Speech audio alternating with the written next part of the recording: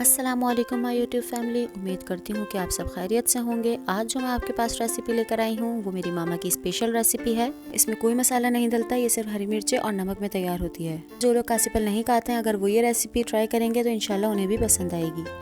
تو آئیے دیر کیے بغیر ریسیپی کی طرف چلتے ہیں۔ بسم اللہ الرحمن الرحیم۔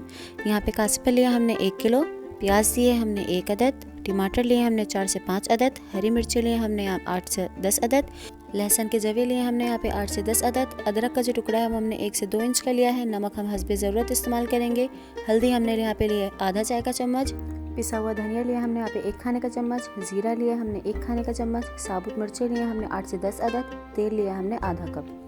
ہری مرچیں، لہسن اور ادرک کو جو ہم موٹا موٹا کوٹ لیں گے کیونکہ اس سے فلیور زیادہ اچھا آتا ہے، اور جو لال مرچیں ہیں انہیں ہم توڑ لیں گے۔ اب دوسری سائڈ پہ ہم ایک پین لیں گے، اسے گرم کریں گے، اور گرم ہوتے ہی اس میں ہم ڈالیں گے تیل۔ میں نے یہاں پہ سرسوں کا تیل یوز کیا ہے، اس سے سبزی جو ہے اچھی بنتی ہے۔ آپ چاہیں تو نارمل تیل بھی یوز کر سکتے ہیں۔ تیل کی گرم ہوتے ہی اب اس میں ہمیں ایڈ کرنا ہے ادرک لہسن کٹا ہوا، اور ساتھ ہی ہم اس میں ایڈ کر دیں گے کٹی ہوئی ہری مرچیں، اور ان دونوں چیزوں کو ایڈ کرنے کے بعد ہمیں اسے اچھے سے فرائی کرنا ہے کہ اس میں سے خوشبو آنے لگے ان کی۔ اچھے سے فرائی کریں گے ہم اسے۔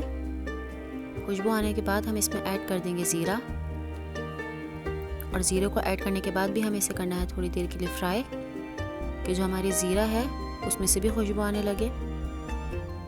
اور ساتھ ہی ہم اس میں ایڈ کر دیں گے پیاز۔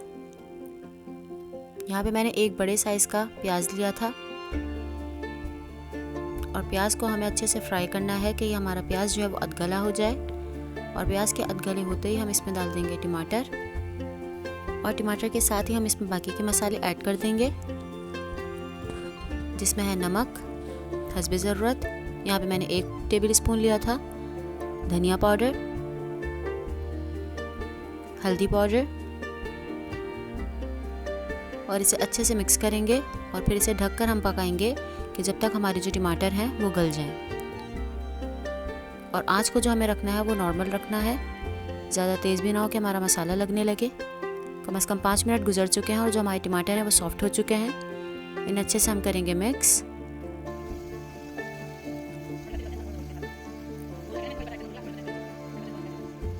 اسے اچھے سے مکس کرنے کے بعد ہم اس میں ایڈ کریں گے ثابت لال مرچ اور ہری مرچ۔ ہم نارمل مرچیں کھاتے ہیں، اس لیے میں نے یہاں پہ اتنی یوز کی ہیں، آپ اپنے ٹیسٹ کے حساب سے زیادہ یا کم کر سکتے ہیں۔ ساتھ ہی اس میں ہم ڈال دیں گے کاسے پھل، اور اسے اچھے سے مکس کرنے کے بعد ہم اسے 10 سے 15 منٹ تک پکائیں گے۔ 10 سے 15 منٹ ہمارے گزر چکے ہیں، اور ہمارے جو کاسے پھل ہیں وہ سافٹ ہو چکے ہیں۔ اسے اچھے سے ہم مکس کریں گے، اور یہاں پہ جو ہماری آنچ ہے اسے ہمیں لو رکھنا ہے، کیونکہ ہم اس میں پانی ایڈ نہیں کریں گے، یہ ٹماٹر اور کاسے پھل کے پانی میں ہی بن جائے گی، اور اس کا فلیور بھی اور ہی اچھا ہوگا۔ دیکھ سکتے ہیں کہ اس نے اپنا پانی چھوڑ دیا ہے۔ اسے اچھے سے مکس کریں گے۔